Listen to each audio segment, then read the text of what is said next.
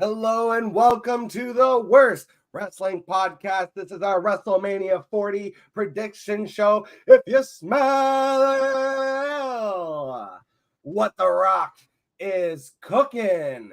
And on today's show, I'm excited. We've got a representative of Inside the Squared Circle, Jorge Edwards. We've got my guy from Apex Sports, SC Romero, and he'll be joining in a little bit. Keith Fleming. Welcome all of them, and eventually Keith, to the show. Oh, you didn't know? Your ass better call somebody!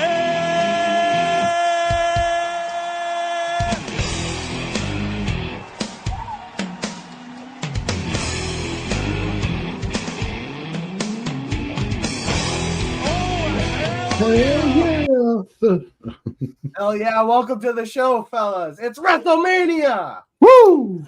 Let's get it, man. I smell exactly what the bloodline is cooking. But with that intro, man, I kind of want to go back to that attitude there and let's get DX back in there, that faction, one of the best factions of all time. Yep. Hells yeah. I'm appreciating that I've got a faction to back me up today. Let's just quickly start with this way, SC, and then we'll go with Jorge. Just drop a couple intros for the crowd. Yeah, man. SC, the H-Town Lucha. When I talk about my wrestling thing, you can find some of that wrestling work at Total Apex Sports. I do have a show there around the ring. Also at the PPR show on X, where I'm covering WWE, AEW, New Japan Wrestling. You name it, if it's wrestling, I'm probably watching it. And I'm Jorge Edwards. You can find me on X at Jorge B. Edwards, one of the hosts of the Inside the Squared Circle podcast. You can find it, excuse me, you can find us all over social media at Inside SQ Circle on TikTok, YouTube, you name it. So it's excited, SC, to be talking shop with you. And Jack, it's great seeing you again. And we have arrived, gentlemen. Man, I'm so fucking jacked. I'm coming off. I just watched Stand In Deliver earlier today. So I'm like super hyped for WrestleMania now.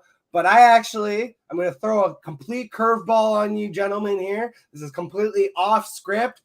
Got nothing for it. So complete wild card here. Let's just talk about a different fucking company. CM Punk's been shitting on AEW all week. And AEW's been responding like a bunch of fucking clowns. What are your guys' thoughts and opinions? Let's start with Jorge this time. Yeah, you knew the second CM Punk said what he said.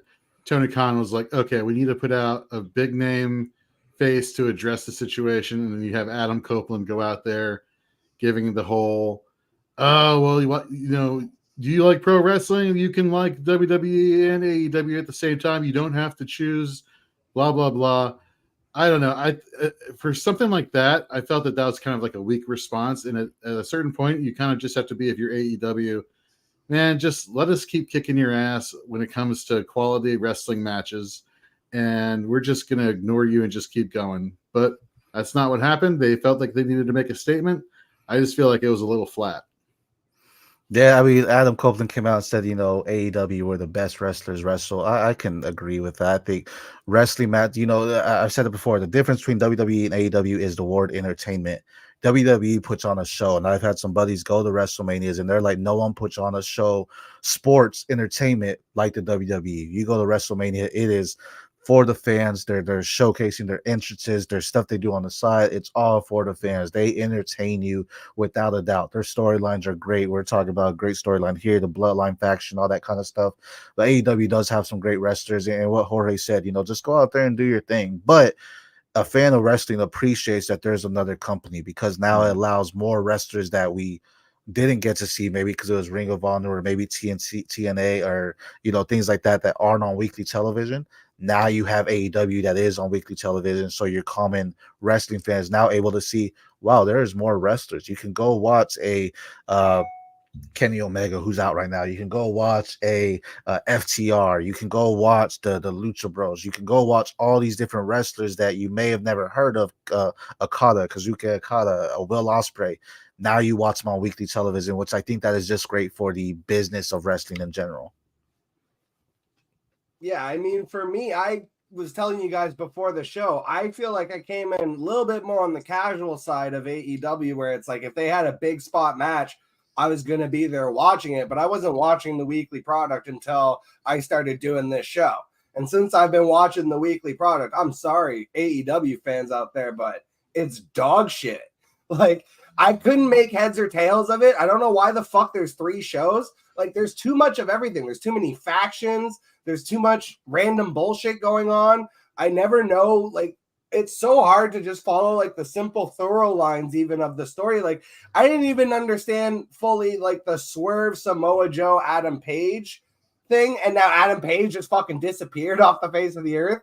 And somehow, even though the whole rivalry I was watching was between Adam Page and Swerve, now it's like, you know, Swerve signing his blood with Samoa Joe on the contract. I'm like, fucking whatever. Like, I don't know. It feels like backyard wrestling, you know, being televised and nobody fucking running behind the scenes.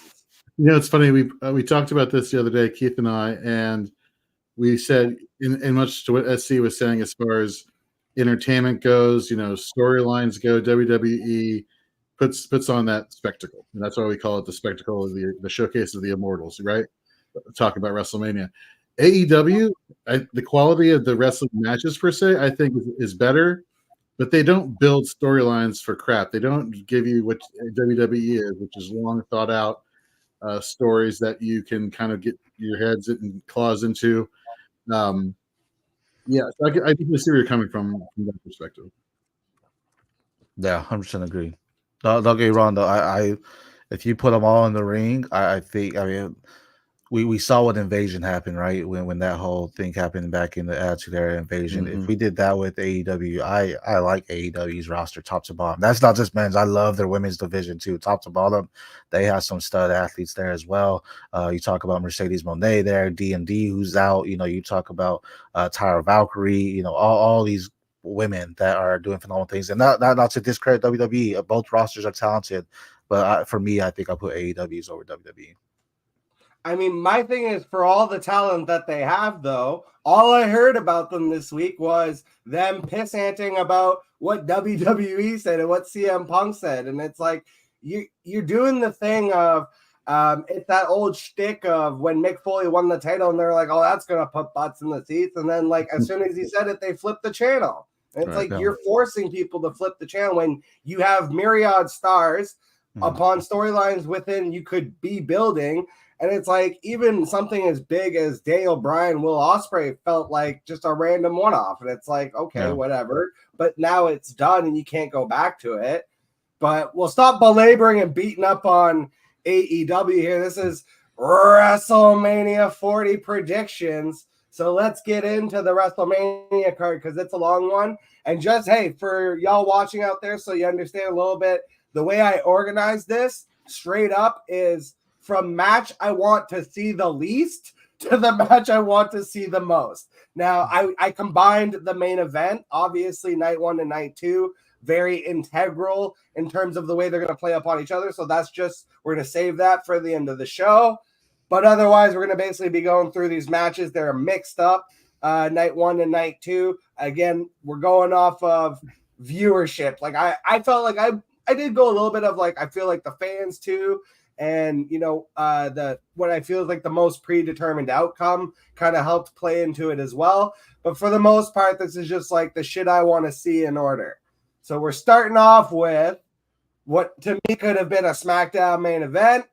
Bobby Lashley and the Street Profits, as much as I love those guys, against Karrion Kross and AOP.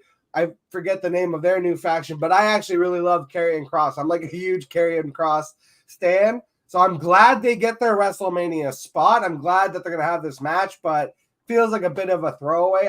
I do think, though, it's supposed to be a street fight or like no disqualification at least.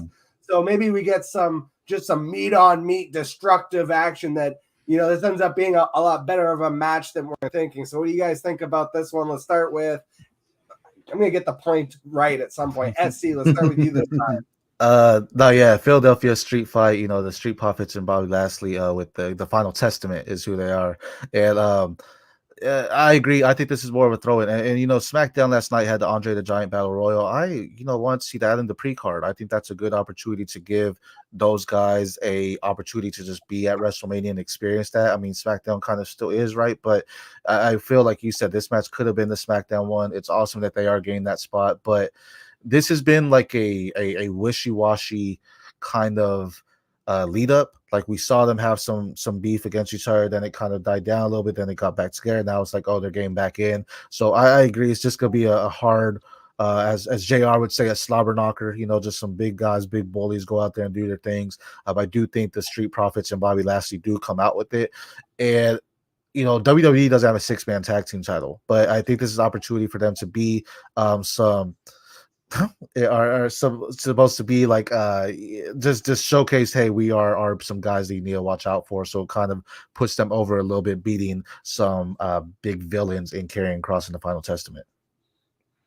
Yeah, I feel like this match right here is one of the, I don't want to say throwaway because that's disrespectful to these guys do it and whatnot, but I will say it's one of those where you can go in with like zero expectation and walk away with like, that was fun. That was a fun match to watch. That kind of like, got me going. All right, I'm a little bit more in the mood here. This starting off early. Let's prime the crowd, and I think you should see something fun. I agree with you. I think Lashley, the Street Profits. I love this. I mean, who doesn't love the Street Profits? Just like the sheer athleticism that they have in the ring is just oh my god. And Bobby Lashley. Everybody can say what they want as far as his in-ring, work but he's a name. And because he's a name, he draws attention. He draws, popularity. And I think if anything, this helps maybe make the Street Profits a little bit more, front and center, just because of that name value that's associated with Bobby Lashley. Not that they really need it because they're freaking phenomenal. But I don't know. Yeah. So I'm with you, SC. I think the Street Profits and Lashley come out on top in this one. That's a sweep for all of us. I've also got Lashley and Street Profits. The only thing I'll say is one of these days, Montez Ford going to break away from that pack, and he's going to just have an absolute superstar solo run, in my opinion. That guy, he's got money written all over him. I love Montez Ford, so just shout out to him. With Montez, I feel they almost did that at Royal Rumble, but then they brought him back in to the Street Profits. Like they almost tried to make a solo run, then they brought back in. But you talked about standing the liver. We saw Carmelo Hayes and Trick Williams. They were a team and they spread up, but now you have two stud superstars that you can rise individually instead of a team. So you love to see that. And WWE does do great at separating those guys. And we're going to talk about separation tag team here in a little bit. But that's you would love to see it. Montez Ford is phenomenal. Up next, we've got, I think this one already changed since I wrote it, but it's basically Rey Mysterio and whatever jabroni he gets to come to the ring with him, and versus Santos Escobar and Dom, the most hated man in all of wrestling. And, in my opinion, the most over, because, does anybody get a louder reaction, really, than Dominic Mysterio when he picks up a mic? So no. I think they replaced with, I just was trying to remember, I think it's Andrade, but they're kind of setting up the angle where it's like Carlito wanted to be in the match, and I think he's the one that attacked Dragon Lee or some shit. I kind of missed whatever happened with that. So let's start with Jorge this time. Just quickly, my prediction is they're going to give Dom his WrestleMania win over his dad, kind of split the difference and maybe run it back next year. But what do you think is going to happen? So, Andrade last night kind of turned on Dominic and kind of gave him that clothesline, kind of symbolizing, okay, well, I'm not going to be rolling with you all with the New Day faction, so to speak, here. But I do see Andrade turning on Rey Mysterio, and maybe that being the reason versus getting some type of clean pin situation with Dominic Mysterio over his dad. I think it's one of those, he goes for the tag and then Andrade just jumps off the apron and is like, no, you have fun with the rest of them, and just becomes that heel that, quite frankly, WWE needs a lot more heels. So, I think that would be a way to go about it there. But Ray got his moment with his son last year. Let's return the favor. And, Is it one-on-one? No, but I think this. If anything, Dominic Mysterio, he is like the number one. It's so hard because I don't want to say number one, but he comes across as the number one person who gets the most reaction from the fans in terms of the booing. So yeah, I think he's the one who goes over the most in this matchup. Yeah, you don't even like when he comes out, he doesn't even talk. He tries to, and you can't hear anything. Like half the time, I'm trying to turn up my volumes. I'm like, is he whispering or what's going on? But it's the fans just booing and not letting him talk. Yeah. And I'm also here. I think the Judgment Day is going to be represented in 3 matches, and we're going to talk about 2 else later. But they need to win. I feel they're kind of a dying down faction, right? But it's like this one will kind of lift them up. And we've talked about it where they were, telling them to, hey, we need you to finish this. And Santos couldn't deliver. Then Andrade came in and he's like, I can. And he turned on him, SmackDown and said, this isn't it. But now it's like, okay, maybe Andrade, like you mentioned, playing that heel kind of turn. Andrade and Santos did have a beef. So maybe we have an opportunity where Santos is out and it's Dominic versus Ray. And then Andrade comes in and hits Ray in the back or something, and then he actually lifts up Dominic. And now it's like Santos is in the back just staring down Andrade saying, wait, what's going on here? Because I was getting into that groove of being their enforcer, if you will. So I think Dominic needs this win. You can only do so much with him at the side of Mommy there. She's a great champion there, and he needs a victory. So having this will go a long way. And maybe it's not a pin on Ray. It could be, but it's also just something where it's like just having that victory in the Chag match so he can celebrate and say, I beat you at WrestleMania, and just add more fuel to his already hated character right now, just saying I have a WrestleMania win. So yeah, I can agree with him getting in there and getting the ship there. It's interesting. If there's one thing I do want to see from Dominic, if he does end up winning, I want him to stop doing the 619 because it looks just. I think it looks bad when he does it versus Ray, where it's more fluid. With him, I feel like he's just too big to pull off that move and make it look good. So I'm hoping we see a debut of a new finisher from Dom today, if that's what happens. But I don't know. We'll see. He could do like a great sunset flip or something like that too, or even just go back to the frog splash. The frog splash, perfect. Yeah. No, he's honestly, I would love to see him just come up with a new moveset because I agree with you so wholeheartedly on the 619. That's something I've lamented since he started, even when he was a babyface with his dad. Like his dad would do a 619 and his looks so slow and sloppy by comparison. And I've seen other people do 619s and they all look bad. Like nobody is small enough and gets the same whip on it that Ray does. I don't understand why anyone would be trying to do that move. It looks bad whenever anybody else other than Ray pretty much does it. But his other one that drives me fucking crazy is when he does the Eddie Guerrero triple suplex, he always spins the wrong way. And it's like as me, just as someone who I wrestled, and not like I'm the most athletic person in the world, but I wrestled amateur for 3.5 years, and just the idea of having the suplex and rolling the not natural way he does, it looks and feels, I feel awkward for him through the screen. So I really wish he would drop those 2 moves. Well, one thing about Dominic is he's such a, I don't want to say great heel, but he is a great heel in the sense that the crowd reaction just hates him.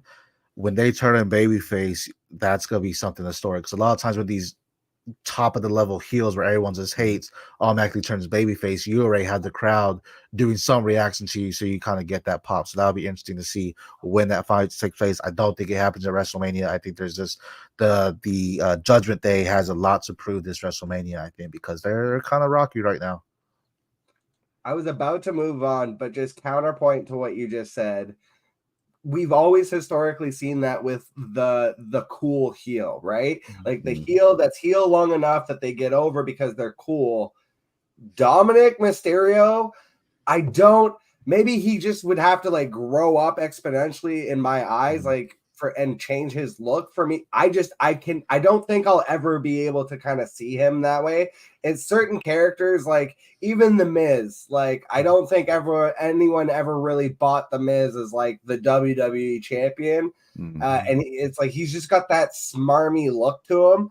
And there's certain guys that just, I feel like it's really hard for them to, to pull off that switch, and he's so unanimously hated. Part of it is like not just like the look and the nepotism, but the self-entitled Gen Z attitude that he instills in his character. And it's character work. And I'm not saying that's Dominic Mysterio as the person. This is obviously the character he's playing, and he's doing it amazingly well, to the point that he is so, I've never seen, in my history and like what I remember from wrestling, I don't remember anyone being that unanimously hated. Like even Roddy Piper was funny and cool sometimes. You know what I mean? Like all the greatest heels that you can ever think of were funny and cool sometimes, and we're able to pivot that into their face runs.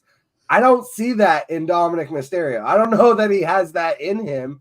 Maybe he does, and that surprises me, but that's where I'm like, I think he's stuck being possibly the greatest heel of all time, because the way, you know, they never turned John Cena, they might never turn Dominic Mysterio, because he's just that unanimously hated, except maybe like, you know, 15, 20 years from now when he's like an adult, like an actual adult male, and then like has this like, you know, long storied career. But beyond that, like, I don't see it happening anytime soon, especially like the next 3 to 5 years even. Like, I don't see it for him. You know what I mean? He's gonna have to save his dad. It's got to be some kind of work where he helps out his dad. Like his dad's getting beat up, and he's the one that comes out and saves him. And everyone's like, "Oh, he is a good son," stuff like that, or something. Honestly, I don't think anyone would give a shit. I don't think Rey Mysterio is over enough at this day and age that anyone would even give a shit if he went and saved Rey Mysterio. If anything, I think people would be like, well, that's confusing, because they've set up this story for now. It's been years of like, he hates his dad. Why would he just flip-flop? Like, I don't know. But we spent way longer on fucking Dominic Mysterio than I planned. Let's move on to this next match, which is this match. I had it on the shorter end of the stick only because I feel like the conclusion is like 100% foregone. Like, so it's Jade Cargill in her debut match with Naomi and Bianca Belair versus Damage Control. There is a 0% chance that Damage Control is winning this match. Like, there's no way Jade Cargill's debuting at WrestleMania to eat a loss. So obviously Jade Cargill and the face team is going over here, in my opinion. Like, max confidence points. This is, to me, like the biggest lock on the card on both nights. What do you guys think? Let's start with Jorge this time. Oh, you know, if you thought the double overhead body press slams by Jade and Bianca at the Royal Rumble was something, I think we're in store for a monster spot when you throw in Naomi now and her athleticism. Something I could just see some like crazy, you know, everybody is in the top rope and like all 6 participants are just doing some massive suplex or test of strength. I don't know what we're gonna see. It's gonna be crazy though. I think it'd be stupid not to showcase Jade and Bianca. Because I think that's the feud down the road, right? That's eventually going to be the main feud. But well, yeah, probably. But for right now, I just think this is going to be. I think this is going to be an underrated match. We'll walk away from after tonight and be like, yeah, they did kind of throw it together last minute, but damn, that was fun. I think not really a squash match, but like right now they made Damage Control become this like unstoppable force, you know, with the Kabuki Warriors. You had Dakota Kai, you have Io Sky. They have the belts, they have the tag belts and one of the women's championship belts, right? So this is an opportunity for them. You have 3 phenomenal athletes in Bianca Belair, Jade Cargill, and Naomi to come out here and say, hey, no, we actually do have some wrestlers here that can actually stop y'all. Y'all are unbeatable. I think this is going to be one of the ones you're going to see early, the heel take over. They just come out here. Maybe they're faster, quicker, doing all this kind of stuff that's kind of catching them off guard. But then all of a sudden, we're going to see this strength come in. Maybe it's the hot tag with Jade comes in, because maybe it's like Bianca and Naomi starting in this hot tag. It's finally Jade Cargill and sees the savior and just starts dominating all of them, like Cassie did when she came out and saved them when they were getting beat as well. So I'm excited to see this. I've been a Jade stan since she got in WWE. I was excited to see her come when she came out at Royal Rumble. I was jumping out of my seat. I'm excited to see this, and to be on WrestleMania, like one of the biggest things I look forward to is the entrances. Her entrance is just about to go ham. You're about to enjoy it. The pop she gets when she comes out, it's about to be exciting. So from start to finish, this is, like y'all mentioned, an underrated card. But you have talent all around on both sides, and I'm excited to see what they can do. But I do agree. I think the faces take this one. Speaking of entrances, making his way to the ring, the fourth horseman.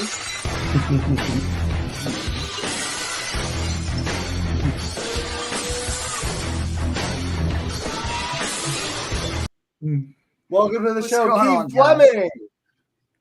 What's up? WrestleMania, man. Sorry I'm late. Doing, I guess, my best Seth late cash in.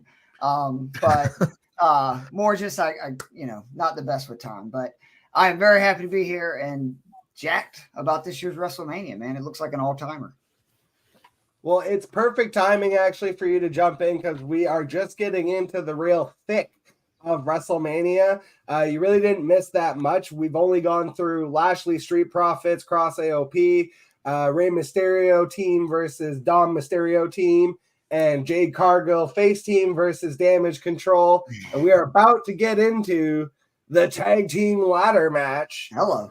So this is going to be Awesome Truth, The New Day, DIY, part of Judgment Day, the New Catch Republic, and Waller and Grayson. So I think the tag titles are getting split. That seems to be a very common theory. I think they even announced it at this point that it's like both sets of the belts are on the line. So my prediction is Awesome Truth and Judgment Day are coming away with those belts. Judgment Day are keeping the Raw belts. Awesome Truth going to get the SmackDown belts and get pushed over there. Keith, you're the new guest on the show. You get to start with this one. What are your predictions for the tag team ladder match? I'm really excited about this match. I think that, it's kind of crazy that there's going to be two titles hanging from the ring and you can grab one or the other. It's not, you're getting both. I can't remember that kind of ladder match in recent memory, but I kind of have a feeling they're going to do something weird with R-Truth. And it's going to be a deal where maybe him and Miz are, champions for one belts and then him and somebody else, because they made it seem like that if, both belts are hanging, I don't know if both guys have to grab them or if it's just one. But I definitely could see R-Truth doing something crazy, but I would think Miz and R-Truth and maybe something with R-Truth in the New Day where they're like frenemy tag team champions moving forward. Is it just me, or would I never thought I'd say this, but I kind of want to see Austin Theory and Grayson Waller, even though they've been looking like jobbers, the past, few months. I'd love to see them just get because they play such good heels, like on screen, but then off screen. Like, how like you've seen the videos of autograph sessions with MJF, and I'm not saying that they're like MJF, but like he'll stay in character like all the time. That's kind of like what you see from Austin Theory and Grayson Waller. Like they put out a TikTok video where somebody walked in front of their recording of when they're in the gym working out and they flip on the guy, or they, like at the autograph session this week, they went off on some little kid. I'm just like, like they're playing the perfect heel role, and that would be something to kind of give them some more validity. But I'm with you. R-Truth has just gained so much momentum and steam over the past, half a year, if not the whole year. Easy cheap pop, right? Like if R-Truth wins the belts, the place is going to go fucking nuts. So. Sure, of course, yeah. The workout thing was really funny because that got picked up by Joey Swole, and he did like a video cutting a promo on Grayson Waller, and that's amazing. They're like, I don't care if you're WWE wrestler. He's like, yeah, that's a gimmick, bro. You got worked, son. SC, what do you think about this tag match? Man, going off the R-Truth thing, there's a spot here where maybe Miz is about to get it, but then R-Truth kind of drops the ladder and pushes him out, and like not on purpose, right? Just we've seen him make that innocent mistake, and then Miz is like, "What's going on?" and set up a feud between them, kind of. the idea of Judgment Day gaining it, possibly, like, I don't think they can lose it, but there are some good tag teams here. And I actually do like Waller in theory to come out with one of them because I think they need it more so just to have that kind of heel run and say, hey, like, you aren't just jobbers, right? Because they are both talented. But also the New Day. I know they've had it too, but this is a WrestleMania spot. You know, maybe they come out with Big E as help. Not as help that he's in the match, but just to get I some just love hype to because see he him, is man. there. Yeah. So, you know, it is very possible. I think for me, I think the one I'm certain on is I think Theory and Waller actually do come out with one. I'm throwing up between the New Day and actually Judgment Day on who actually comes out with the other one. Like we said with Dominic, they can't lose. I don't think Dominic can lose. I don't think the Judgment Day in this match can lose both of them. They can lose one for sure because it does need to be split. They do need to have that separation, but I don't see them losing both. So I think they have to come out with at least one of them. You know what I think is interesting also? If they do not, though, is that a signal like, okay, you taking a tag team title off of Damian Priest, now he's free to go cash in that Money in the Bank? And does that happen at WrestleMania? I don't know. Maybe we'll talk about it later. But yeah, I'm curious to see whether that's going to be a telling sign of what's to come in terms of Money in the Bank opportunity at WrestleMania this year. That's fair. Before we move on, there's one dark horse, and it's a SmackDown tag team. And I have just this sneaky feeling if my main prediction doesn't come true, the one thing I think could maybe happen, the twist, the pivot, the big surprise nobody expects. NCR, New Catch Republic, those are Triple H's boys. You're talking about Pete Dunne and Tyler Bates. Pete Dunne especially, it wouldn't completely shock me. It would be a little bit out of nowhere, but they're definitely going to be like, I think, the performers of the match. I don't actually think that they're going to win, but they're going to have like some of the craziest spots. I feel like is going to be those two guys. They would get a good pop if they do win, though. I think the fans appreciate them and enjoy them, and I think they do put on a show. So I think if they come down with one, they'll get a nice reaction there. Yeah, they would get the SmackDown ones, I think, but that's like a real dark horse one. But I just wanted to like at least say it out loud so that I could take credit if it does happen. All right, the next one is triple threat match here: Randall Orton versus my guy from Montreal, from my neck of the woods, Kevin Owens, versus Logan Paul and his prime bottles. So I think I've gone back and forth with this one. I think Randy is coming out with it. I think he's going to hit another all-time RKO on Logan Paul. Jorge, we're going to start with you on this one. We'll flip it to Keith and then up to SC. So first and foremost, when talking about Prime, I'm personally not a fan of like the regular drink, but their energy drinks, the blueberry, oh my god, that is really good. But I digress. I do like the call of Logan Paul and Randy Orton having some crazy spot that you haven't seen since Seth Rollins and Randy Orton back at WrestleMania. I forget the number WrestleMania was, but the one that was in San Francisco. That one when he cashed in. Yeah. 31. 31. Thank you. Yeah. So I definitely like that. But I hate that Kevin Owens has just been pushed way down. Like you look during the pandemic, you look at the couple years after that, like he was basically the face going after Roman Reigns. He was the guy who was being pushed the most. Last year he was. And what does he get for his trouble? Just being a guy inserted into a match. Let's quite frankly, it should have been Randy Orton versus Logan Paul, and they just decided to throw Kevin Owens in there just for shits and giggles, part of the language. But I kind of have it going where Logan Paul kind of holds on to the title.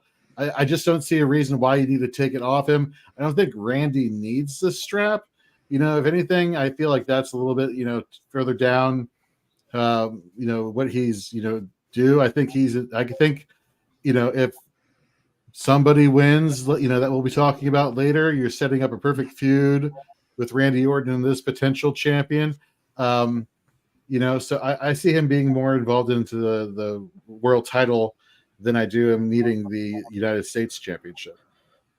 Yeah, I'm actually on that too, and I think it's more so. I think this is a setup where we're gonna see Kevin Owens and Randy Orton both hate Logan Paul, so they're gonna go out there and attack Logan Paul at first, and then they're gonna end up saying, "Wait, we actually have to fight each other to win."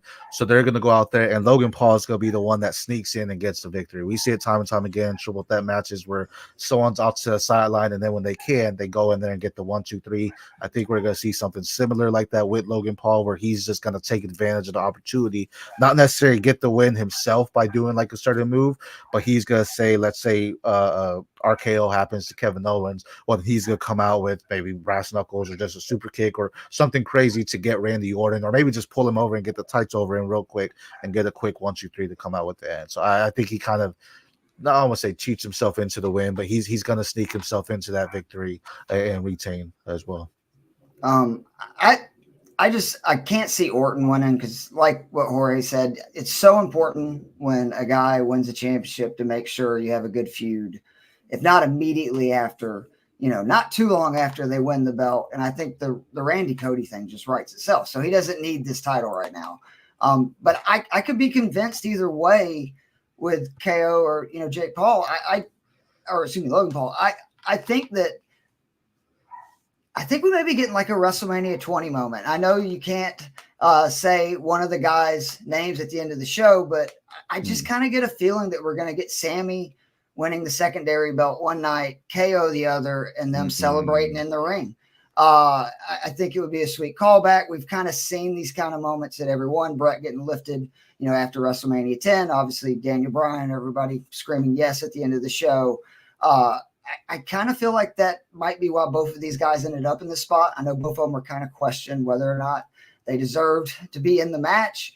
And they've been two of the best workers in the company for some time. I think two of the most underrated guys. So it'd be cool to give them a moment. It's such a big pay-per-view because, the 10s are big deals. I think this is going to be one to remember. Yeah, I'm like not super convinced, but I don't know. I think they're gonna do like that huge spot, and they just take it off Logan. I don't see the reason, but maybe he just needs the time off or something in the background. Maybe that's what it is. I don't know. But this next one, I'm kind of excited, even though I feel like the build could have been a little bit better. Though I will say, it's been on site and he attacked him at like the WrestleMania conference or something and gave him a bloody nose. So AJ Styles versus LA Knight. Yeah. All right. I've got LA Knight in this one. Let's start with SC. Roll it on down to Jorge and Keith after. So, I mean, like we were talking before the show, the TV 14 era, what we don't know what we're going to call this era quite yet, but we're getting into the evolution. I mean, LA Knight even said last night when they got in, he's like, "What, you're not going to be at SmackDown, pussy? Like, let's just fight here. Like, why are we waiting until WrestleMania?" Like, I love this feud. I love the tension between them both. AJ Styles also kind of said he doesn't know how long he might be doing this anymore. He said I may be hanging it up sooner rather than later. Granted, sooner could be 10 years from now. We don't know, right? But I think this one has to be LA Knight because I feel he won the title, right, when he fought Roman. Like, he had that victory, and then it happened, right? The ref came out and there's interference. So I feel to keep LA Knight relevant, it's still there. And this is a match that, win or lose, whoever it is, they can still have this feud on. These are just two great wrestlers that are both kind of just top talents that you're just going to cheer for. People love AJ Styles. If you're a fan of the Phenomenal One from his earlier days, you followed him all the way here to this moment. LA Knight is becoming that guy. He is becoming a true face. Maybe they're turning him into a heel right now, but he has become a true face of WWE. And I feel a WrestleMania moment like this against a top wrestler in the world and LJ Styles, someone that is respected around the world, is just a great moment for him. But again, I think this feud, this isn't the last of it. We're going to see more of it, but I'm taking LA Knight in this one. Yeah, I think I agree. I think LA Knight takes it just because he needs to have that definitive moment over AJ Styles, like AJ Styles had flying down to Australia just to cost LA Knight the victory or to get him. He hit him in the head with something. Just something like it was a very petty move. It was a smart heel move. Like he flew all the way to Australia just for that one spot at the pay-per-view, and he came back. Again going back to the fighting like you talked about at Access. So yeah, I think I agree with you. I agree this is not the last one. I kind of want to see them go the route where it's like best 2 out of 3 matches, back in the day with, again, certain wrestler that we can't talk about anymore. Or at least you talk about Sheamus and Daniel Bryan. They had a really good 2 out of 3 falls match. Well, I was thinking like further back, like the 2002, 2003 area. Yeah, I'm with you on there, SC. Yeah, it's got to be LA Knight. A lot of people have been upset with the way he's been pushed. I know outside of, losing the title match to Reigns, but if you look at it, everybody can't be on the way up at the same time. And I think they kind of cooled him off. They're going to let him get this big win against AJ Styles. And I think by SummerSlam, he will be winning one of those secondary titles at the second pay-per-view of the year. So I would be shocked if Styles goes over. And hearing Styles is, maybe retiring, he looks more jacked now than I've ever seen him in his entire life. It's like, dude, you can skip a leg day, every now and again. So, and I think with LA Knight, I think he sets up a great feud in the future to have with Logan Paul. Oh, yeah, for sure. Having that, Logan Paul being just the internet YouTube star, but him being like the American hero, LA Knight kind of last action hero type of guy. I think that alone can set up a great feud to lead into a possible SummerSlam or something like that. Definitely. Well, and I think that was the lamentation for LA Knight's booking, as Keith kind of mentioned, is that people thought that was going to be the feud heading into WrestleMania for Logan Paul was going to be LA Knight. And even if LA Knight didn't necessarily win, that's like a really high profile feud and spot to be in. And so I guess there are some that considered AJ Styles a step down. I disagree. I'm with you that AJ Styles, multi-time world champion, one of the most renowned wrestlers in the history of the business at this point, having worked in multiple companies. And, he's one of the guys that's actually like succeeded and stayed in WWE and been a main event player. I actually think the only thing I would say is, and this is a huge shout out to Going In Raw podcast with Steven Larson. I love those guys. That's one of my podcasts that I listen to. And they had actually mentioned they think AJ Styles could win this match because potentially if AJ Styles were then to get moved over to Raw, you could have then Cody feuding with AJ Styles for the title, because Cody's going to need someone if he does end up winning that belt at WrestleMania, which I think a lot of people are predicting. I know, little same thing we were saying last year, right? Everyone on this show agrees with that. I'm just saying if Cody ends up winning, you need to set up some feuds for him. So yeah. But the next match, this one I think is going to be one of the most popular ones on the card. I think it's potentially one of the best, even though I'm not a fan of how the feud ended up working out. It's just one of those things where it's like you don't really need much. It's brother on brother. Yeet versus no Yeet. Jey Uso versus Jimmy Uso. And I've gone so back and forth on this one of who I think is going to win. And I'm still not completely sure, so I'm going to let you guys kind of talk me into it. Let's start with Keith this time, and then we'll work our way back up to SC. It's got to be Jimmy. I mean, the thing about Reigns' run to me that has been so incredible is how many guys he's built up, how many family members, just people. Think about how much more major Sami Zayn, Jey Uso, Solo, all these guys are from just being in his orbit. And I would say Jimmy has been the one that kind of hasn't got his moment to shine, right? And I think this is it. This is both of these guys have said this is the biggest match of their career. This is their dream WrestleMania match. I think they're going to go out there and absolutely put on a fucking show.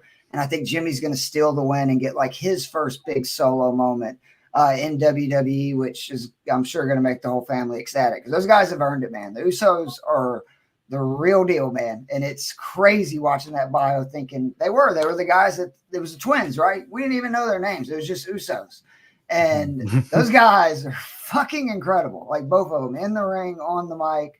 I'm very excited for them that they're getting this moment. I think it's going to be a banger. And I think Jimmy ends up getting the W. I don't know. I'm going to go the other way. I think Jay continues the hot streak. Like it's, you see him walk into every arena. and just the crowd, putting their arms up and down. Yeah, exactly. Just exactly what you guys are doing. Like it's too. The train is on its way. It's going somewhere big. The building they built him up, from when he got moved over from SmackDown to Raw, and I don't see. I think the WWE has booked him more of as a believable character in terms of being able to eventually become a title challenger than they've done with Jimmy. Jimmy, it feels kind of gimmicky, kind of swarmy, like he's the goofy one out of the bloodline who just, I don't know. I just don't take him seriously as a character, whereas I think I do with Jay, which is why I think Jay will go over in this match. Man, so Keith had me thinking, okay, Jimmy. Now we have Brandon thinking, okay, Jay. This is I don't know. Or Jorge, this is interesting here because they both said great arguments there, and now it's like, okay, now I don't know what we're doing here. But I'm with Jorge here. One thing here on Jimmy's side, we've got 79 amazing live viewers right now. Shout out to every single one of you guys. 79%. Let's set it at 79%. Over under 79% odds of Solo Sikoa shows up in this fucking match. I think that's very possible. But the interesting is, Lena, we saw some interviews here, and I'm with Jorge. I think Jay takes it.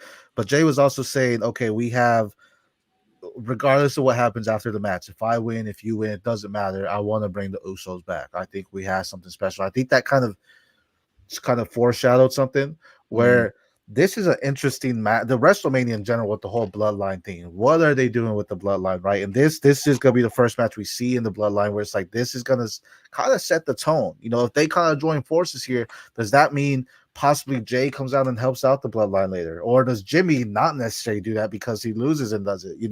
I think Jay, I think he just has the crowd with him. It's going to be a phenomenal match. They talked about for years, like our big moment, even last year going to tag team, like our big moment was one-on-one at WrestleMania. Like this is what we dreamed at, playing on the mattress, playing in the backyard and having brothers or friends. That's, you dream every pay-per-view you do, it's WrestleMania. You don't maybe do a Royal Rumble and stuff with your friends, but you're always at a WrestleMania, the main events. This is what's happening. So I think this is going to be an epic fight, but I think Jay with the crowd, with everything is going to happen unless we have a Solo Sikoa come out. Then that's where something possibly may happen. But this, I think, whatever happens here kind of foreshadows what we may see in the future of the pay-per-view here. But I think Jay takes it here. Man, you actually just convinced me, SC, that I gotta go with Jimmy. And my reasoning here is because you said it. The bloodline has to set the tone. And I think they've set it up that the whole theme of this is, it's Star Wars, it's Avengers. It's going to be one of those good guy versus bad guy standoffs. And night one is Infinity War. Night one is Empire. So I think it's bloodlines going over in every match. And it's because of what you said. When you said bloodline sets the tone, that's all I was like, damn, I know that's not the point you were kind of making, but that's where I think it is going. And so I'm going to go with that. Final answer for me is going to be no yeet. That was our first split, I think, 50-50 for us. It's very much like we were talking about it, and we all some of us felt that way of like it was very much the most 50-50 match to choose on the card, it felt like.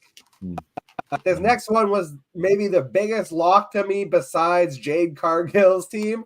Rhea Bloody Ripley versus the man Becky Lynch. There is a 0% chance Becky wins this match. Rhea Ripley is retaining that women's championship. She might be the only one coming out of WrestleMania with that belt, which would be interesting because they've kind of been teasing a little bit of this, Damian Priest trying to act like he's actually the leader of Judgment Day when everybody knows it's Rhea Ripley. And he's kind of the only one that doesn't fully acquiesce to that. And so if she's the only one that can come out with gold, it kind of sets up perhaps that story. But I don't think that's what's going to happen. I think actually all of Judgment Day is coming out with gold. and I'll have my theory as to why later, and not where you think. But Rhea Ripley is winning this match 100%. So let's go with Jorge, and then Keith, and then SC on this one. You know, they had Rhea Ripley on the Pat McAfee show, the same show they had Triple H on yesterday. It was the crowd was unbelievable because the audio didn't, or like the speakers weren't working and they couldn't hear, and they were literally just chanting "what" and what was it? Sound guy. Yeah. But Pat McAfee, I believe it was McAfee, said to Rhea Ripley, "Why are you rolling with these Judgment Day bums?" And she kind of was like, well, you know, she didn't immediately come to their defense. I think I agree with this. I agree with SC. I think Jack, I agree with you that she walks away with the title. You can't take the title off her right now. It's too much. It's too hot on all sorts of accounts. You know, with the momentum that she's building, it just makes more sense. Not to mention, we don't know if Becky's re-signed yet. Like, there's talk that she still hasn't signed a contract extension. They're not going anywhere. Spoiler. I'll go ahead and throw that out there. Breaking news. You know, I just feel like there's more of a redemptive story arc waiting for Becky Lynch down the road than I think is currently there. You know, I think Becky needs for her booking to be really, you know, hit with some, you know, humble pie where it's like, you know, you're going to lose and you're going to lose a lot. And we're going to build you back up like we did a few years ago, where you always lost these close matches to Charlotte, and then eventually, you know, the man character kicked in, and I don't think we've seen that. I don't think we've seen that level of intensity, storyline wise, from Becky, which is why I think Rhea goes over or stays the champion, I should say. Well, I actually have it the other way. I think that they're going to try to pull an Austin Brett move. Becky's going to win the title, basically turn heel in the match, and they're going to pretty much make Rhea an official face. The crowd wants to be behind Rhea so bad, and I think they have a real moment to do this with Becky, who's one of the better storytellers. And what I love about it, Becky being a heel now, there's actually a bunch of girls that the audience wants to cheer for other than Becky. I mean, the first time when they tried to turn her heel, she was just too over, and it didn't work.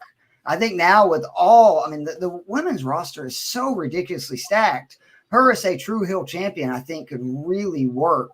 I think they're going to try to do basically a double turn, and I think Becky's going to win the belt probably in some pretty dastardly fashion. Man, that kind of swayed my decision a little bit. That makes sense. That makes sense. I mean, I agree with Jorge. Like, I think she has, like, as much as she's heel, people are behind her, and I think she's playing her kind of Grisella Blanco in a sense of being the leader of the cartel and the Judgment Day here, right? But not being the one that you want to say is the leader, right? You want to say maybe Finn Balor, Damian Priest, whoever it may be, but it really is Rhea. Mommy's always on top, right? That's her motto there.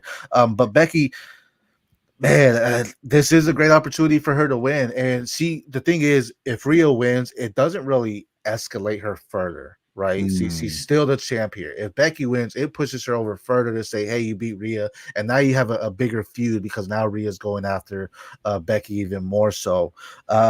But it's just very hard because I feel like Jorge was saying, I think Rhea is just on something special here. You know, we have Gunther going on for longest reigning Intercontinental Champion, Roman's going on for longest reigning Universal Champion, things of that nature. And this is an opportunity for Rhea to become one of those record breakers. And Keith, you gave some great points on Becky, but man, I can't go against Mommy right now. I think she's too hot right now. I think she is the top women's wrestler in WWE right now, possibly in the business right now.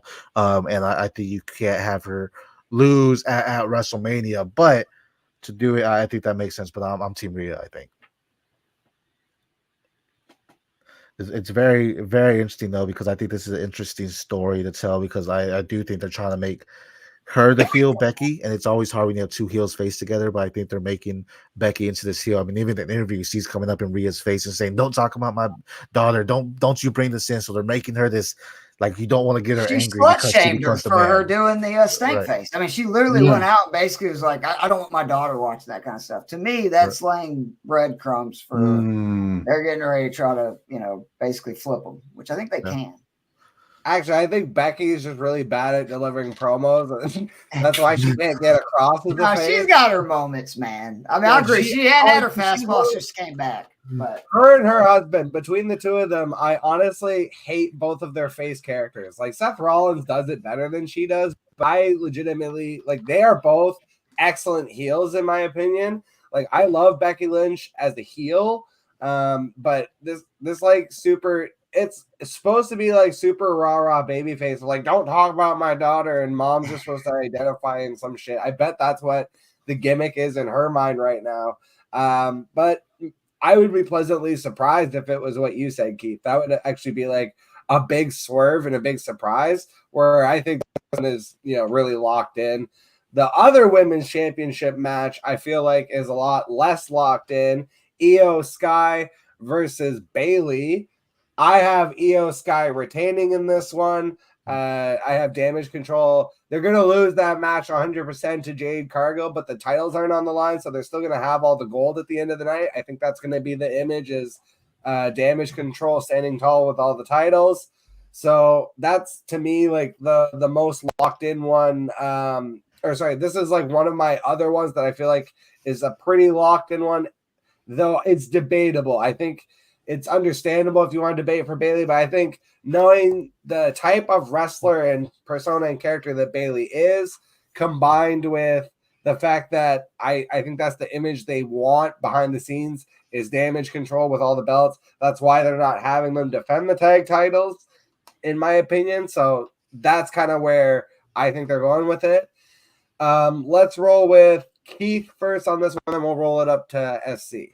Yeah, I think I agree with you. I've been really disappointed, man. They need to just let Io cook. She was unreal in NXT. She's one of my favorite women wrestler ever to watch, and we really haven't seen her go. I think this is obviously going to be one of the cases where we do on the main roster. They're going to put on a hell of a show. I will say this: if Bayley ends up winning this title, I'd be very nervous for Sami Zayn and Cody Rhodes fans. Because that would to me be going, well, we got to have some really good stories because the crowd obviously is very behind Bayley. She deserves this moment. She's kind of the only 4 horsewoman who hasn't got this kind of spotlight, and it would be cool for her to win the title here. But I think that you got to keep it on Io. But I would, seriously, it would make me start wondering, are they really going to pull the rug out from Cody or, build this Sammy up to have him go down to Gunther? Because I think that like 2 of those 3 matches are going to be face wins. I'm not 100% sure that it's this one that is going that way, but I would take Io. Jorge? First of all, I think it'd be funny if Bayley came out to like her, Hugs character and the music playing and the big inflatable person, going. I don't know if she would find that funny. She doesn't really talk about it anymore, and I'm like, no, she doesn't. Because she's such a cool person. I know she's not gonna shit on it, but right, the fact she doesn't bring it up, she's probably like, yeah, I don't really want to go back to that. Yeah, she petitioned the lead singer from Paramore to do her intro song this year, so I wonder if we see that in her intro. Yeah, I'm with you. I think Io Sky takes it. I don't see where you go with Bayley after this. Like, how does it, like, we were talking about with the United States Championship. What does this do to elevate Bayley? Does she need to be elevated? Like, it's good sentimental wise to finally see all the years of her putting over younger talent finally culminate in her getting her spotlight. But honestly, if I have to say if there's one match that's kind of disappointing in this card, it's this one, because I just feel like not enough attention has been drawn to it. And I get it. There's only so much attention you can give to all these matches on the card. But man, if this was really going to be Bayley's moment, then I think there'd been a lot more push to get this, showcased more often than not. And they tried in the beginning, when it's like, oh, I really understood Japanese. I know what you're saying behind my back. And I'm like, there was potential there, but I just feel like it's just faded to the point where I'm just like, I don't know. I don't think there was that much more story. Like, I actually think they did a good job with the story. Yes, they haven't hammered it home over the last few weeks, but I thought it was because they pretty much established what it was. And it was, the spotlight of the show for almost 2-3 weeks. I think they're going to kill it. And I mean, as long as I can remember the storyline, and this is to me something I will remember, I think in a few years, is, Bayley kind of overcame the odds at the Rumble despite, her team trying to turn on her. And whether she wins this match or not, that's what I'll, remember a few years down the line, probably. I'm going opposite here. I say Bayley does win, and I agree they didn't give a bunch of attention towards it, especially after she won the Women's Royal Rumble. I mean, that you're supposed to get a main event, and she's being hold for that main event. She's not getting it, which is unfortunate. But I think this is an opportunity for her to get it. What can they do past it? Well, she can always still have a feud with Damage Control. Dakota Kai turned on her too, right? So that could be something in the future where we see that. We have this 6 women tag match. Bianca, Jade, Naomi, the tag team is only a tag team. There's only 2. So one of them has to separate. So you can definitely do something. I think there's more story arc going along the way with Bayley as a solo independent champion than Io as the women's champion. And not even necessarily, I don't know if she's the leader of Damage Control. She has the belt, but you can argue that it's Asuka. You can argue Dakota Kai is coming into it. So I actually do think Bayley comes in it, and maybe it's kind of sneaky, but I think this is her moment. And yet it's still a big moment for Io to have this opportunity, because I do think it becomes a great match. Probably, I think, Jack, you were mentioning the most the match you're not necessarily looking at for it, but it's the most underrated, the one that I think has the most potential to shock you, to say, wow, they actually put on a great show here. And I think Bayley gets her flowers. She gets it, especially not getting the main event shot. They're going to say, okay, then this is your opportunity to get the belt. And I think she can have more feuds. Maybe we see Charlotte come back, and now we see them feuding as well. So this is an opportunity that I have to give it to Bayley. Man, let's get into the main events of the night. These are the 3 biggest matches, I feel like, on the card, starting with the Intercontinental Championship as defended by the Ring General Gunther versus Sami Zayn. And this is where I've got a wild prediction. I think this is where the cash-in happens. So I think Gunther versus Sami Zayn, they're just going to have a knockdown, drag out, tooth and nail, hard-fought championship match. Sami's going to pull it out just barely. It's going to be half, beat to death, celebrating, and then boom. Damian Priest comes out, and this is where he hits the cash-in on Sami Zayn. And now you set up not only a feud with Damian Priest and Gunther, who wants his title back, but you also set up, obviously, Damian Priest and Sami Zayn going forward. I think it sets up a lot of interesting angles. And this is like the way to keep Damian Priest out of the main event title scenes and, not have him do a flop cash in. I think the only other way you could have him cash in is going to be but then I hate the outcome for that for the World Heavy title, because it's like, what Drew McIntyre's got to eat like another Seth Rollins loss, and then the cash-in happens on Rollins? Or is it even worse, the cash-in happens on Drew Mc? Like, to me, I feel like that one doesn't make as much sense. I can see this being a big swerve, and again, just like the elated face of Sami Zayn, who just won that title, and then just Damian Priest music, the look on Sami Zayn's face of like, oh shit, and then he just obviously like eats the loss because he's just so exhausted from the Gunther match. Like, I think that's my big swerve for WrestleMania. That's my big dark horse prediction. So let's flip it to damn, I keep doing the point wrong. SC, and then we'll go down to Jorge and Keith. Man, so I like your thought here. I just don't want Sami Zayn to win. I'm not a huge Sami Zayn guy. I loved him better as El Generico. So I was really in on Chad Gable, man. I thought they were pushing him to be that guy. I thought that was a great match with him and Gunther. Him and Sami got it. People argued it should have been Sami that won against that match for Chad Gable. I get it, though. Now Chad Gable's training him and saying Gunther's not going to give up. You have to get kind of giving that Rocky style where you have to give it your all and beat him, right? You need to go your extra limit, even when your blood, sweaty, all that kind of stuff continue to go. So maybe that's how Sami Zayn pulls it off. But the idea you brought up makes sense for Damian Priest to do it. But, man, you can't go against Gunther right now. Everyone's talking about Roman Reigns and his reign, but, man, Gunther is on something special, and I think he is going to be talked about as one of the best Intercontinental champions of all time, and I think he retains here in just a brutal match. Sami Zayn's going to give it his all. People are going to cry about, but I think Gunther's going to be the man here, and he wins it. But again, Damian Priest could still come out and do it, but I'd say Gunther in this one. I think Sammy gets his WrestleMania moment as a singles competitor. I do like the idea of Priest cashing in on him, just not Sunday, because everybody knows there's always some kind of swerve the next night on Raw.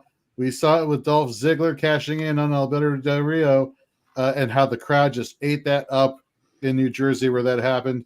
So I could definitely see Sammy losing to a cash-in opportunity on Monday Night Raw. But for tomorrow, I don't know. For night 2, I should say. I don't know. I think we're going to see Sammy go over on this one. Yeah, I want Sammy to win. As I said, I'd love for the KO Sammy, both kind of get their moments on each night. They could have a moment in the ring together. But I do think that more than likely Reigns is going to finally relinquish the title. And I don't know from a booking standpoint if it would make much sense to have two extremely long, like record-breaking title reigns end at the exact same time, because you could, potentially make the IC title in the short term almost on an equal status to those world titles if Gunther still has it. And it's, the question everybody wants to know is who's finally going to beat him. So I kind of lean Gunther just because I think that Cody is going to get his moment.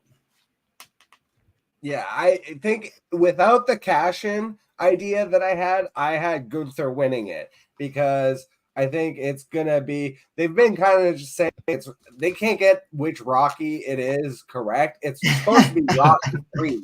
And they keep saying Rocky 4, which is like Chad Gable's not dead. He's training him. So that's Rocky 3, guys. So anyways, we'll get into the actual 2 main event titles here. Seth Rollins versus DM Punk, Drew McIntyre. I have Drew McIntyre winning this one. You want to talk about a guy who needs to get his moment. He's been doing tremendous heel work. I love everything about Drew McIntyre. And he's like just a mensch in real life and just brutal in the ring. So I think Seth is got to give up this title too. Is the other part of it. So, and I will be so upset if Drew McIntyre eats another fucking loss to Seth on a pay-per-view. Like it can't happen. It has to be Drew McIntyre here. And I don't want to see the cash in. That's maybe part of why I came up with my idea. Because I want to just see Drew McIntyre win and have this damn belt. So let's flip it in reverse here. Let's go with Keith to Jorge and back up to SC. Yeah, I don't want the cash in either, because I really think what would happen is I think Drew would win and then lose, because again, it's all been about getting his moment, right? He finally gets it. He wins the match and then he gets it stolen. Instead, I think this is going to be about Seth getting burned from being in the tag team match, taking his eye off the ball. And I think he's going to end up injured or very badly hurt after the tag team match, not go in 100%, which Drew's already been saying, like in commentary, because he's just basically saying whatever he wants at this point, that he's, not going to get maybe the match he wants, but he'll get the match he deserves, right? Because he's even warning Seth, you're taking your eye off the ball here. So the wild card to me is Punk on commentary. Like, is he going to get physical? Is it going to just be a distraction? Because, let's be honest, CM Punk is going to do something. We know that. So that's kind of the only thing that's making me go away from just Drew wins the match, because Seth is beat down from the night before, in relatively easy fashion. But the wild card would be, what Punk does. Yeah, if there wasn't a cash in on Monday night for Priest, I could see now Drew McIntyre. I could see Drew McIntyre winning. The cash-in attempt happened, but then failing because McIntyre beats Priest in the cash-in attempt, and just it'd be almost like you're swatting aside any like real what am I trying to say? It'd be like swatting aside any like real threat that Damian Priest would pose in the world title hunt. I think, and the Money in the Bank briefcase. Let's be honest, because at this point now, I mean, it's more guys fail than actually use it to win the title. So I can see that going. It has to be McIntyre. Look, if there's anybody who's been working their asses off in the ring as well as outside the ring on social media and on the internet, oh my God, like this guy is just savagely going after these CM Punk and Seth Rollins, and it is so awesome. The guy is so over. It has to be Drew McIntyre. Yeah, I said Drew McIntyre too. I think this is just his moment. Seth, I mean, I know Seth is also doing some things in Hollywood too, right? He's supposed to be in the new Captain America as one of their villains. So I mean, this is opportunity for him to get off and just go take your time, man. Do what you gotta do, spend time with your family, things like that. Plus, he's been hurt. Seth is banged up. He needs to take some time off and recover. With his back, he doesn't need to aggravate it. I know he's a workhorse and wants to do it all, but he needs to take some time off, come back fully healthy, and do it. And what better feud to end it in than Drew McIntyre? And plus, you can always come back and have another feud going on. But McIntyre, he can feud with anybody. You mentioned CM Punk. That could be a great feud in the future as well. And then guess what? CM Punk beats McIntyre. Well, who hates CM Punk more than anybody in the world? Seth freaking Rollins. Scotland pay-per-view in September. I could see like Punk McIntyre in Scotland. You know what I mean? Right. Like, it would be huge. So I think this is, to me, this is probably the most locked one that I think with Drew McIntyre winning. I just don't. Seth, win or lose. I mean, again, same thing with like Rhea. If he wins, it doesn't do anything to the belt. But you bring in a new face holding the belt with Drew McIntyre, it elevates it again. Because now it's like, okay, we can go and take this belt. He's someone to do. But he's a workhorse. Drew McIntyre's going to go out there and fight every single night if he has to. So I think you could give him the belt, and it's just going to do great things for it in the future as well. All right. And now we get into the actual main events of WrestleMania Night 1 and Night 2. So starting with WrestleMania Night 1, the biggest tag team match of all time, The Rock and Roman Reigns taking on Cody Rhodes and Seth freaking Rollins. And if Cody Rhodes, Seth Rollins somehow managed to win, not going to win. If they were to somehow manage to win, Cody would be going one-on-one with Roman Reigns with zero outside interference and very boring paint by numbers. And if The Rock and Roman Reigns win, which is almost 100,000% guaranteed, you want to talk about a lock on either card, it's this match. If they win, when they win, it's going to be Bloodline rules for Night 2 of WrestleMania. So let's start with Night 1. Let's just get it out of the way. Is there anyone that disagrees that The Rock and Roman Reigns are going over Night 1? No. No. All right, let's skip to Night 2. I'll lay out. So if you're a Cody fan, that's a bad sign if they don't, because I feel like that if they win and it's a one-on-one match and everybody think Cody was going to win, it would mean they'd be doing the swerve where Reigns somehow, by hook or crook, retains again. It just wouldn't even make any sense. Right. Honestly. Yeah. But it's going to be Bloodline rules, guaranteed. They got to have – this is going to be one of the most overbooked messes, and that's what I want. I want everything. I'm with you. With you. Let's fucking Vince Russo this shit. I'm down. Yeah. Oh, yeah. I've been saying for like a month now, I want the full Avengers storyline to come to fruition. I want Seth Rollins. Give me Jey Uso. Give me Randy Orton. Give me Kevin Owens. Give me everyone that's been involved. So that's the thing, right? So you have all those guys are coming out, and Bloodline ultimately deals with them all. They've got some kind of plan in place, and they're standing tall. And it looks like Cody is about to lose. And who is the guy that comes in for the save?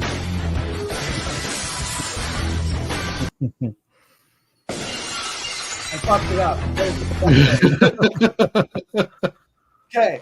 But yeah, Stone Cold. I do think Stone Cold is returning at Night 2 of. They're going to somehow tease it throughout the nights, I think. You're going to get teases of Stone Cold. And maybe it could be also like, Cena and Hogan show up too, or whoever it is. It could be the most overbooked mess of all time.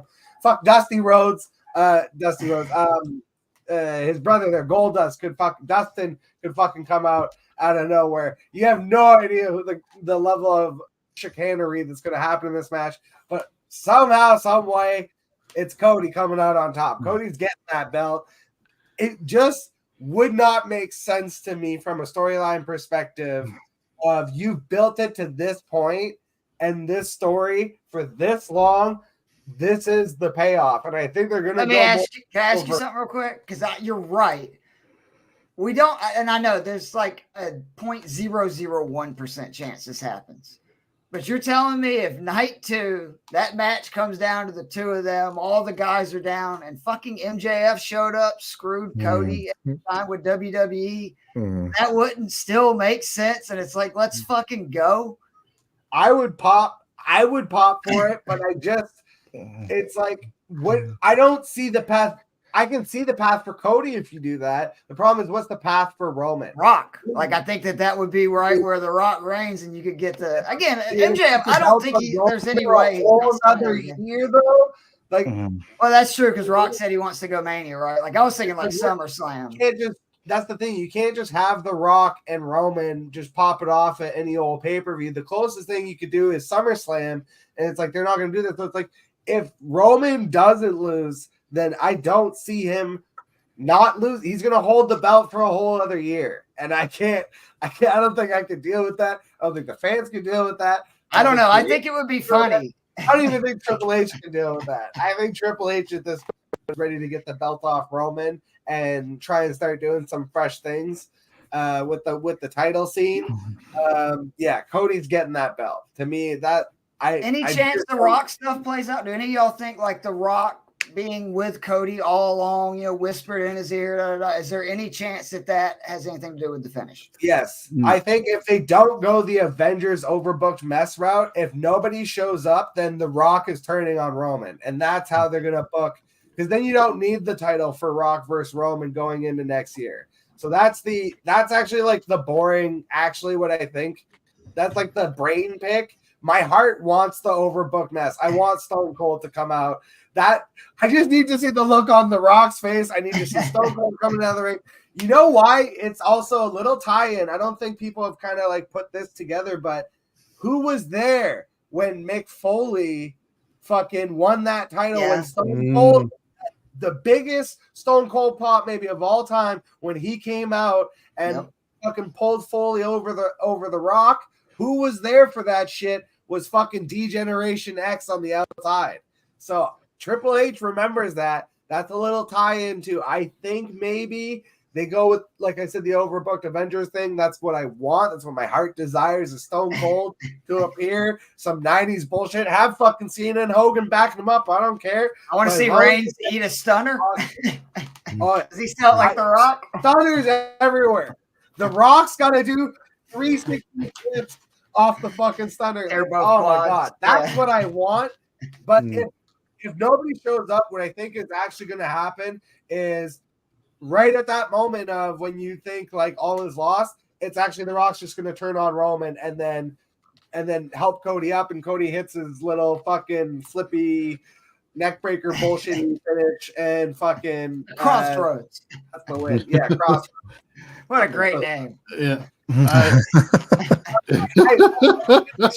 actually hate his finish. I actually prefer that tattoo on his neck. If we're going over our things of grievance about Cody Rhodes, I think the tattoo is that's buying in, man. That's it's something for sure. If it didn't work, he would have looked stupid as fuck, but it works. So I like everything you just said, except there's one thing you said that I think needs to be the point of emphasis for the finish of this match. Is that what are the words to Cody's entrance music? There's more than one royal family. And you brought up a name of Dustin Rhodes. I could see very much Solo getting involved again, and you think, here we go, it's a repeat of the finish, but then Dustin comes in, hits a bionic elbow on Roman, setting up the Crossroads, and we make this moment not just about the accomplishment of Cody Rhodes, but carrying on the legacy of Dusty. And I think the Philly crowd would eat that shit up. Man, I'm Roman all the way. I hear it. He needs to finish the story, This is right? my man. Sure. Acknowledge me. But God yeah, damn right. man, Attaboy. I like love it. you want to say, finish the story, all that. Guess what? The story isn't beating Roman Reigns. The story is just getting the championship belt. So he doesn't, right now, Roman has that, but he doesn't need to beat Roman to finish the story. That's where people I feel are getting it confused because, like, he needs to win the belt, sure, but doesn't have to be against Roman Reigns. Roman Reigns is on a legacy type of run right now. And this is something that you can hold true and value. And sure, I would love the Avengers team come out too. MJF, if MJF comes out though, I will be the one screaming, hollering. My neighbors wind up calling the cops for it's I too want to loud see in him my in house. WWE right I would now so love bad. Oh to my see that. God. See, But yeah. I'm no, sorry. go ahead. I mean, MJF would be great. If that happens, then by all means, give it to Cody and let the devil arrive and let MJF come in here because that would be phenomenal. But Roman right now, I mean, even Paul Heyman said in Hall of Fame speech, if you think we're over, we're just beginning. Yeah. Last year, WrestleMania at the end, once they won, he said we're only in inning 3. Yeah. So where are we at right now? Inning 6? There is much more story to tell Roman's big thing is getting his family over and pushing it. Sure, Jay and Jimmy are having their moment. We're Solo. If you will talk about Avengers and you say Stone Cold comes out, guess what? Jacob Fatu is out there also. Another one of the Inoue family. This family tree is so deep. Even Rock's daughter is a wrestler now. So it's so deep that they can bring so many advocates into it that I don't think right now it is Roman's time. And guess what? As much as we hate to say a third bout at WrestleMania next year, it is possible. But Triple H even said it where if you don't want to grind and put it out, then I don't even want you here. No. Cody, I know he came to WWE from AEW, but guess what? We're not just going to hand you the flowers because you're Dusty Rhodes' son. Earn it. And it takes a couple losses to do that. And I think Cody is the hero people want. But guess what? Roman is still the tribal chief. You still have to acknowledge him for what he's done. And I think people are gonna hate this, and I'm absolutely gonna love it. But man, you're gonna throw up your one at the end. Roman Reigns is winning this. I'm Team Roman all day, the bloodline all day. This is a phenomenal storyline that I'm enjoying. I think we are set up for an epic night 1 and night 2 to end it. But I see Roman Reigns just winning. But there is a way that Paul Heyman actually, because he talks about just staying even longer, where he ends up turning on Roman Reigns and ends up siding with Cody Rhodes. We've seen him do that before. So this is opportunity for him to possibly shift over to the next champion, right? But I Roman Reigns, man, all day. I'm giving Roman. Let me say this. I don't think when he's saying finish the story, he's talking about, I think he's talking about finishing his dad's story of winning the title. I think that's what that could be kind of turned into storyline. That being said, if Roman goes over, I'm throwing up the one proudly because, and I don't think they would have released that A&E bio topic on Roman Reigns last week if it wasn't to gain more crowd support for him at WrestleMania this year. I think there is time, space, and place, is an important concept. And I think the timing of that release says a little something about tomorrow night. I just find it hard for them to bring in The Rock for so minimal kind of. He's doing great with his promos, don't get me wrong, but such a minimal role, just a 4-month span when he's coming out and doing his thing.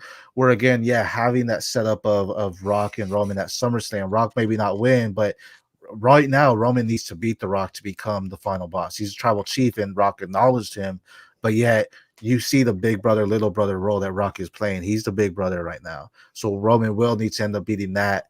So I mean, that could lead into a feud in SummerSlam, but I just feel there's so much more they can do with the story that we're just on like the beginning chapters. We're hitting the intermission, if you will, but there's so much more they can do with the bloodline. You can argue though that the bloodline story can also keep going even without the title, because you can obviously have Rock and Reigns fighting for head of the table, and same deal with So I mean, I think eventually the whole deal is turning Reigns face. Like, to me, that's got to have something to do with either Rock or him losing the title as he slowly turns face, I'm assuming afterwards. But either way, let's put it this way. Like, The Rock, I know you didn't mean it this way, but like what The Rock has done in the last few months, just getting so many people talking, excited, like nostalgia, all that stuff involved in wrestling.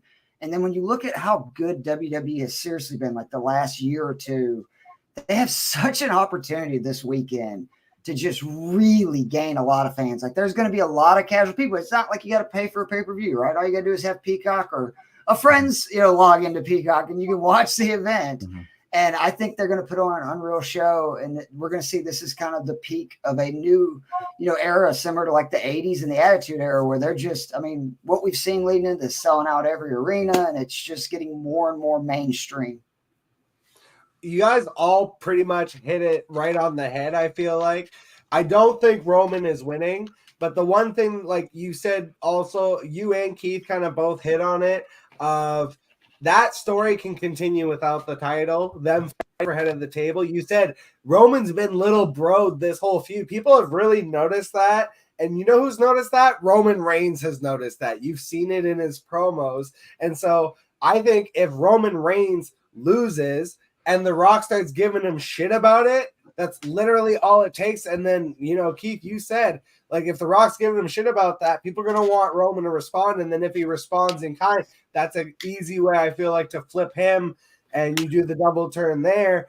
But then also to Jorge's point of the other royal family in wrestling, when Cody says finish the story, he is talking about winning that WWE title. And there was a report that and when I say report in the wrestling world, it's report, but there was a thing out there on the Twitter scapes basically saying that when Cody wins the championship, he wants to rename. He's like, I'm not going to have this long bullshitty name for Paul Heyman to say every time he comes out. We're switching back to, it's just going to be the WWE Championship. And that's the WWE. New belt too, you think? New title? Bring it back. Bring it back.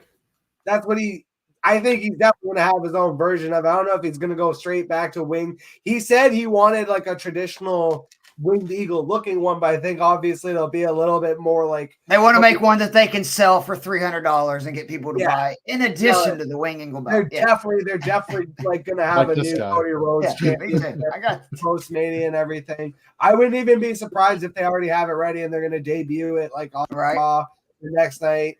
If like that's actually the plan. The Rock debuted this belt, which is what's most insane about it. I forgot that Rock was the one that debuted the W logo that they went to after Cena's, which is just kind of wild. Yeah, there's so much. The Rock's got all these weird titles now. He's got the Mama Rhodes belt. He's got the People's Championship that he picked up at the Hall of Fame. He's calling him boy. This guy's strapped. He's the final boss. He's the man. He's so fucking amazing. Man, you guys have been fucking amazing. We actually did crack 100 viewers at one point for like just a teeny second, but we've been holding at 99 solid fans on the wall. So I appreciate every single solitary one of you out there watching. And I appreciate Keith, Jorge, and SC for you guys joining me on this WrestleMania prediction show. It has been absolutely fantastic, a whole shit ton of fun, and I want you guys just to give some quick intros.